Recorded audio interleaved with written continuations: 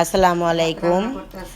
আমি আজকে মুরগির তরকারি সাদা ভাত রান্না করে দেখাইতেছি। কার কার ভালো লাগে দেখে লাইক শেয়ার কমেন্ট করে দিয়েন, সাবস্ক্রাইব করে দিয়েন। চ্যানেলটা যে সাবস্ক্রাইব করা না থাকলে সাবস্ক্রাইব করে দিয়েন।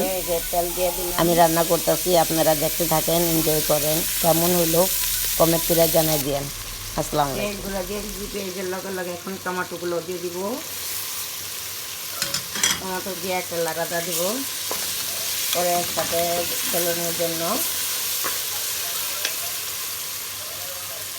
এই ভাগে দিয়ে দিব। পেস্ট হয়ে যাচ্ছে, এই ভাগে দিয়ে দিব এই আদা রসুন আর কাজু পিস্তা বাদাম।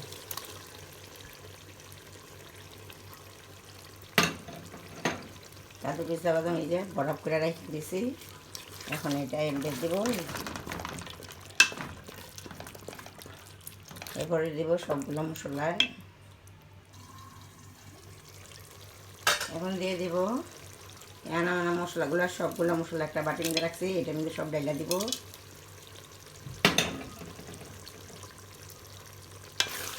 লাগাটা দিব, মশলাটা কষতে কষতে কষাইতে দিব। মানে পরে আবার দিব বাকি মশলাগুলা।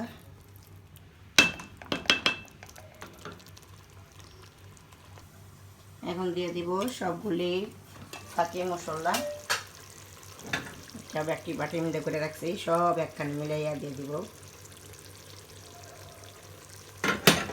এখন একটা লাগাতা দিব।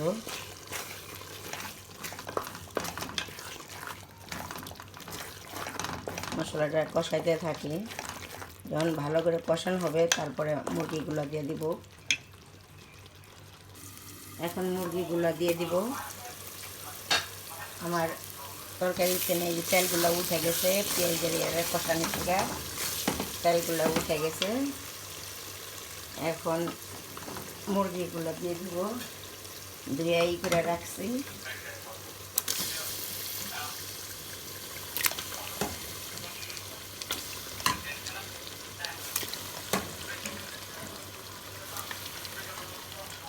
এখন মুরগিগুলো দিয়ে দিব, একটা লাগাটা দিব।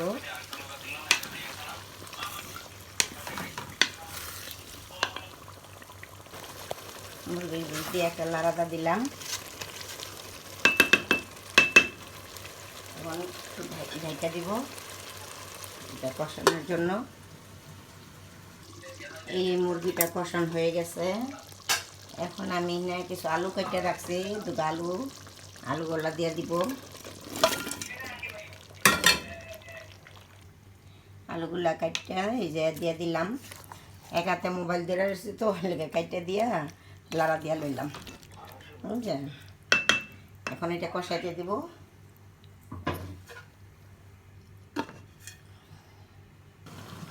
এখন এটার মধ্যে পানি দিয়ে দিব, ঝোল দিয়ে দিব। ঝোল রাখা হয়েছে, ঝোল দিয়ে দিব মুরগিটা আলুটা সিদ্ধ হওয়ার জন্য। ঝোলটা দিয়া পরেই করব।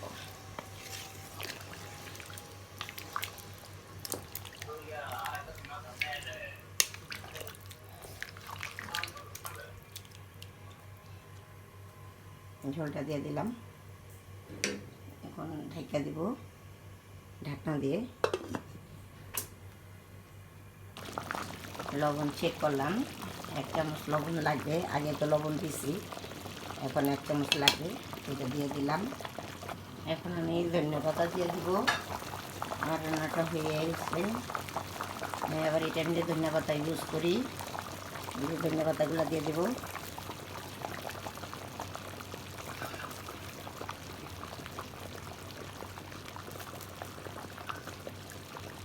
এখন লাড়াটা দিব।